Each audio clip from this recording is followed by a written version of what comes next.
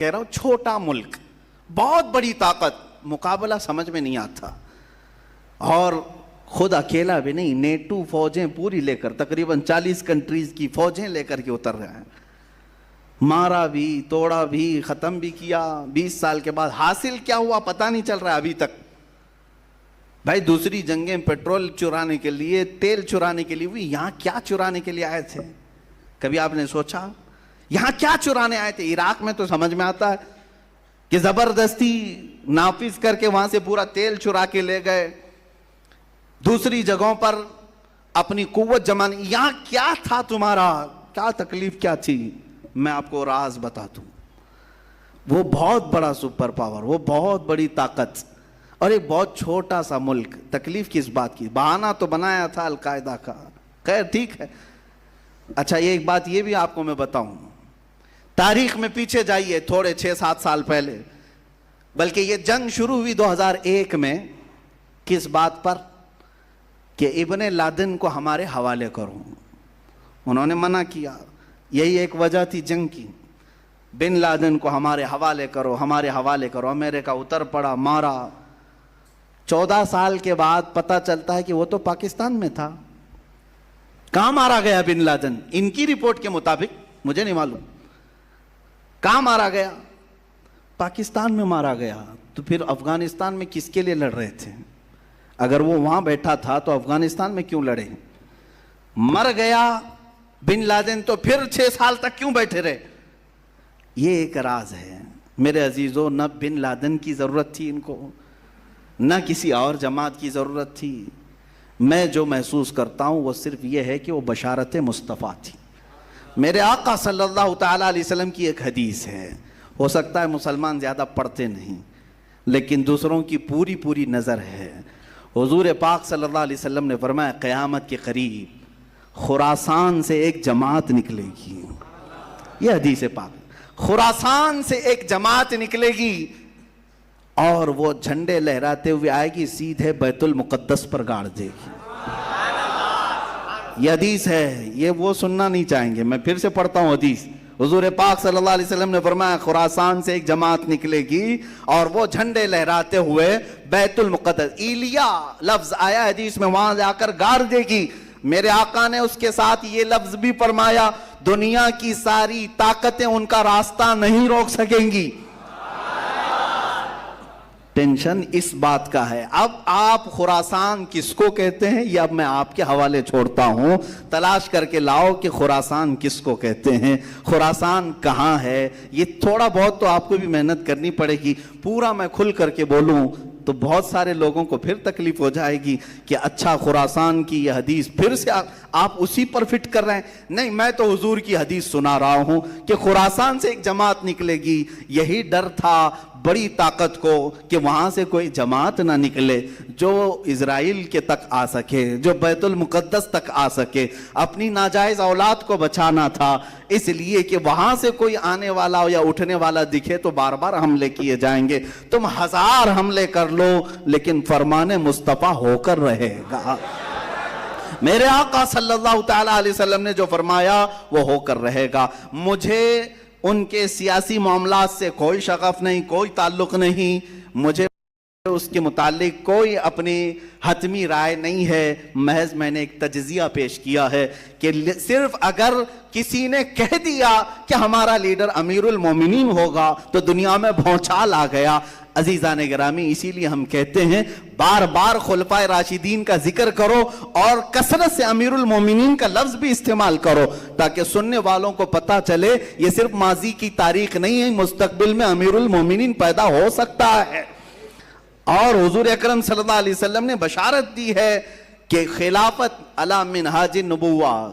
کوئی میری تقریر کو توڑ مروڑ کر کے نہ کہہ دے کہ پوری فضیلت افغانستان پہ بیان کرے، نہیں، میرا ایسا کوئی انٹینشن نہیں ہے۔ میں صرف یہ کہہ رہا ہوں میرے آقا نے فرمایا خلافت قائم ہوگی اور وہ حضرت امام مہدی کے زمانے میں ہوگی۔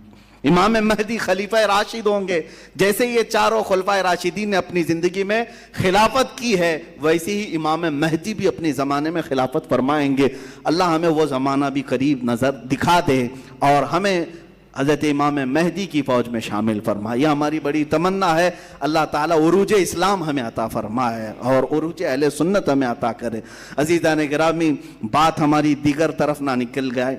حضرت عثمان غنی رضی اللہ تعالیٰ عنہ، حضرت علی کرم اللہ وجہہ الکریم کی بارگاہ میں ہم مختصر خراج عقیدت ضرور پیش کریں. ان دونوں کی زندگیوں سے بھی جو لب لباب ہمیں ملتا ہے وہ صرف اور صرف گھومتا ہے حضور پاک کی زندگی کے ارد گرد. حضرت عثمان کا ہر لمحہ آپ دیکھیں میرے آقا صلی اللہ علیہ وسلم کے عشق و محبت میں ہی گزرتا ہے.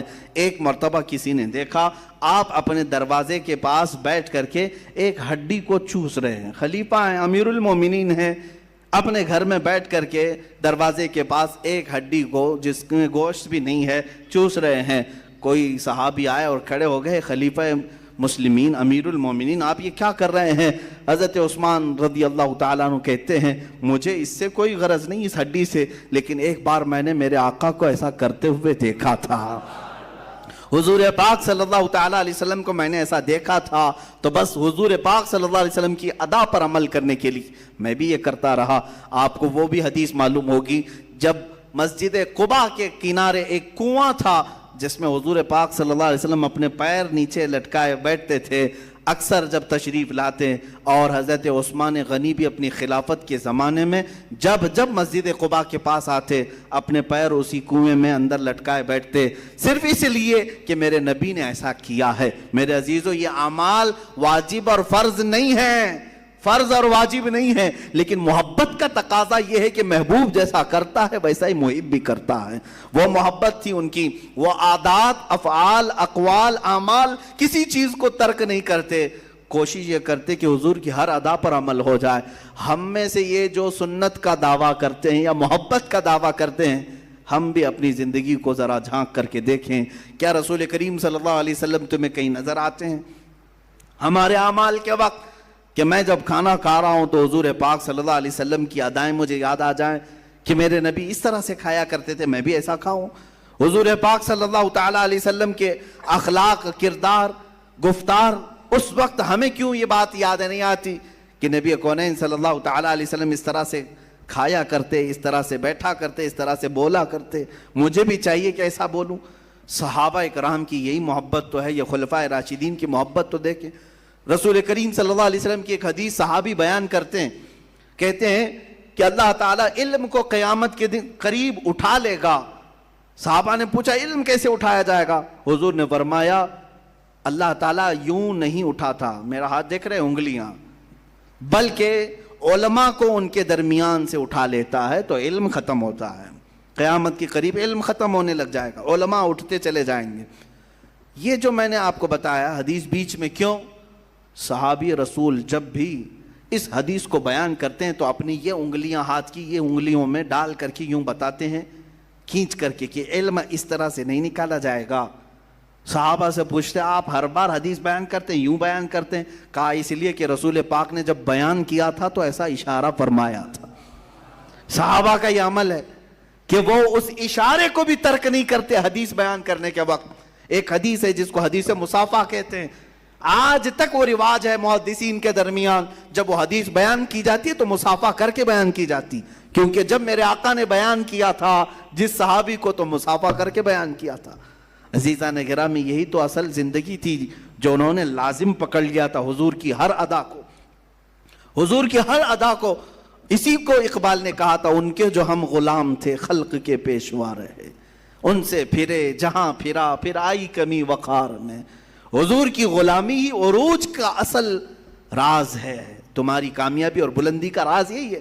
سیدنا عثمان غنی رضی اللہ تعالیٰ عنہ کی زندگی کا جو سب سے خاص وصف ہمیں نظر آتا ہے وہ ہے حیائے عثمانی. آپ دیکھیں یہ بھی مشہور ہے اور حضرت عثمان کے ساتھ ایک لفظ جڑ کر کے آتا ہے غنی. ایک لفظ کیا ہے؟ غنی جڑ کر کے آتا ہے. جب بھی حضرت غنی ان کا نام نہیں ہے لیکن جب بھی کوئی کہتا ہے ہم میں سے تو کیا کہتے ہیں؟ حضرت عثمان غنی. بہت سارے لوگ اپنے بچوں کا نام بھی عثمان غنی رکھتے.